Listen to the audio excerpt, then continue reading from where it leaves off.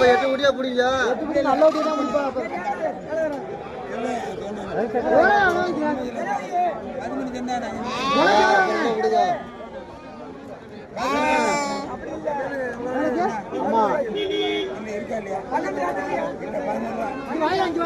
ஏய் நீ சும்மா இருங்க. நீ போய் டீ சாப்பிடலாமா? போ நீ போய் டீ சாப்பிட்டுமா.